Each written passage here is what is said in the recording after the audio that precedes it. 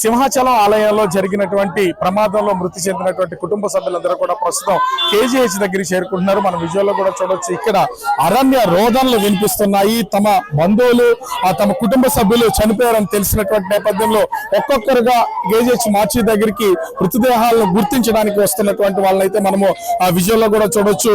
భర్త చనిపోయినటువంటి వాళ్ళు, కొడుకు చనిపోయినటువంటి వాళ్ళు, తండ్రి చనిపోయినటువంటి వాళ్ళు, ఒకే కుటుంబంలో భార్య భర్తలు కూడా చనిపోయినటువంటి వాళ్ళు ఉన్నారు.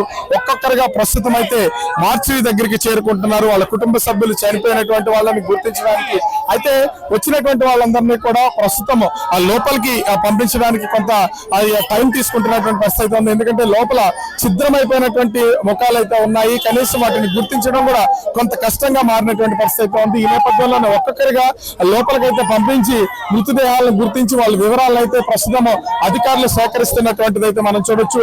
అయితే మృతి చెందిన తర్వాత మొత్తం కుటుంబాలన్నీ కూడా ఈ సింహాచలం నుంచి ప్రస్తుతం ఇక్కడికైతే చేరుకుంటున్నారు. అసలు వెళ్ళి అడిగి తెలుసుకుందాం.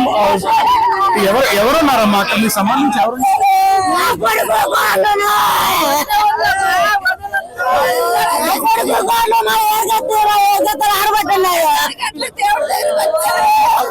ఒకే కుటుంబానికి సంబంధించినటువంటి కొడుకు కోడలు చనిపోయారని చెప్పేసి వాళ్ళైతే తీవ్ర ఆవేదన వ్యక్తం చేస్తున్నటువంటిది చూడొచ్చు. మొత్తం ఇక్కడే ఉండి పోలీసులు వచ్చినటువంటి కుటుంబ సభ్యుల దగ్గర వివరాలు అయితే అడిగి సేకరిస్తూ ఉన్నారు. ఎక్కడ ఎలాంటి అవాంఛనీయ సంఘటనలు జరగకుండా తగు జాగ్రత్తలు తీసుకున్నా కూడా జరిగినటువంటి గాలి వర్షం ఒక్కసారిగా రావడం మొత్తం అంతా ఒక పెను ప్రమాదాలాగా జరిగింది. ప్రమాదం జరిగినటువంటి సంఘటనలోనే దాదాపుగా 7 చనిపోయేది. 7 చనిపోయినటువంటి మృతదేహాలకు సంబంధించి ఇప్పటికీ అధికారులు 3 అయితే గుర్తించినటువంటిది అయితే ఉంది.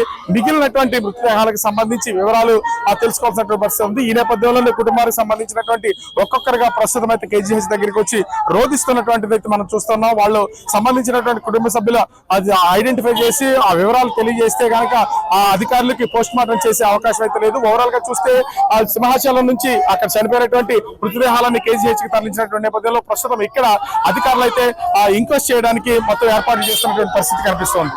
కెమెరామెన్ అజయ్ తో Raju, big TV, Visakhapatnam. For more videos like this, subscribe Big TV channel.